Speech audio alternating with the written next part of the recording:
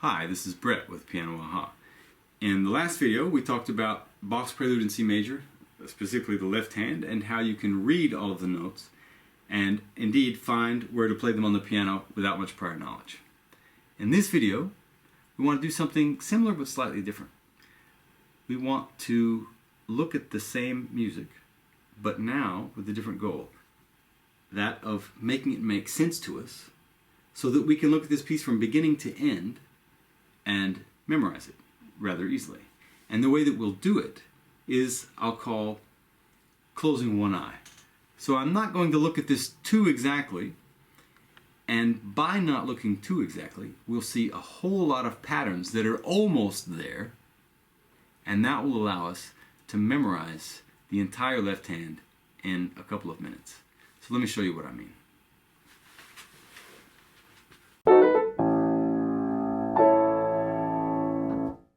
So we have the sheet music here in front of us, and what we want to do is to break this piece into a few different groups that will make it easier to remember. So the first group we're going to put here. So from measure 1 to measure 20, as it turns out. And I'll call that the C group. We've got a C at the beginning and a C at the end. The next group is a very small group. Call that the F group. That's from measure 21 to 23, because there are a lot of Fs in that group. The next group will be the G group. That's exactly 8 measures, and the bass note, that is the lowest note, in each one of these measures is always a G. And then the final group, again, is a C group. 4 measures of almost only Cs. So let's look at each one of those groups, and like I said, we'll have one eye closed, not looking too exactly, so that we can remember this pretty quickly. So if we take a closer look at the C group here, and specifically we're going to look at the odd numbered measures first. So let's look at this here. We see that we have a skip there, also known as a third. In other words, a line and a line. In measure 3, we have the same thing, just with a space and a space. Look at measure 5, again a line and a line. Measure 7, measure 9, measure 11. We're just looking at the odd numbered measures. Measure 13, measure 15, measure 17, and measure 19. So you see that there's a very clear pattern there. Every second measure is a skip, and it's even better than that. They all just go down in a scale. So if I start on measure 1, we have this. Measure 3 is here, just goes down once we're basically wanting to play a scale. But here we could imagine we forgot our backpack back at home, so we have to go back home shortly. And then we go back down the scale all the way until we again arrive at C. After all, this is the C group. So we have now memorized half of this C group. We only need to remember the even numbered measures now. So let's take a look at that. Because here there's also a basic pattern. If I start in measure 5 for now, what we just saw is that we just are going down and playing the scale. But if I want to include the even numbered measures, then there's the following pattern. We could imagine that instead of just going on a walk down to the next C, we're going to play Catch Me If You Can.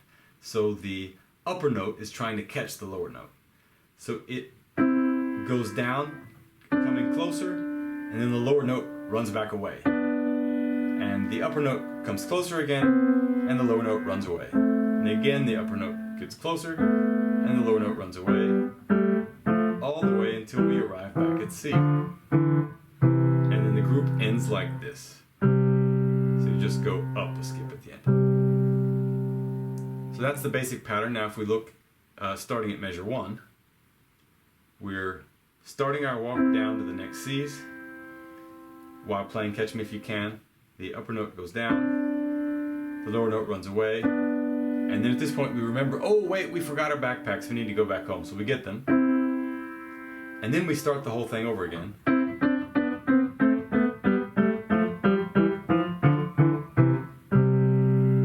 So that's the entire first C group. Now again, we did close one eye.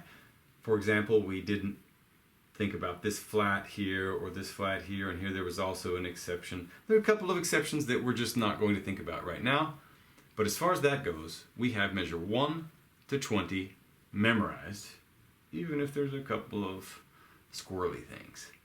Okay, so now we'll take a look at the next group, the F group. If I play all of these notes at one time between measure 21 and 23, I get these keys here. In other words, I just have an octave and some stacked thirds here, so a chord. Now, the only thing we have to remember, again, we're ignoring these accidentals, is in what order these notes come. So let's think about this for a second. What we want to do is combine always two of these notes together, because you see here we're playing two of those notes, here we're playing two, here we're playing two. So what are all the different ways that we could play two of these notes together that do not involve playing two of them that are next to each other? For example, I don't want to play these two at the same time, or these two at the same time, or these two. I'm just interested in the possibilities of playing two of these that are not next to each other. Well, we could play the outside ones, right? Those aren't next to each other. Or we could play these two. Those aren't next to each other. And we could also play these two. As it turns out, those are the only three possibilities that exist. And those are exactly the three possibilities that we need. We want to play the outside notes, and then these two, and then these two. So these last two interlock, sort of, you can think of it like being like this, right? We have these, and then they interlock moving upwards to here. So that's the F group. Outside and then interlocking from below to above. Now we have the G group. The G group, again, if we close one eye and don't look at this measure here too exactly, is just this. It's just the same thing happening twice. So that's the G group. Now we'll look at this final C group, and that is just C, C, C, C. So 4 octave Cs. Again, we closed one eye at one point, but we are gaining substantially by closing one eye, because we now have this entire piece, more or less, memorized. We just have to remember that the groups are this C, F, G, C, and this is actually a common musical structure, something where C, F, G, C happens. It's known as a cadence, and whether we're dealing with Bach or Beethoven or the Beatles, you'll be hearing a lot of cadences. So if you don't know the word cadence, it's not a big deal here. It's not important. Just remember C, F, G, C. That's the order of these groups. And I'll now play the entire piece for you in these groups. So we start at home. We play Catch Me If You Can. We forgot our backpacks. We go back home. And we continue playing all the way until we get back down to C. And the group ends like this. And then we have the F group. Again, with this structure here, we play the outsides, and then interlocking from low to high. And then we have the G group. It's just the same thing twice. And then the final C group, where we just repeat an octave 4 times.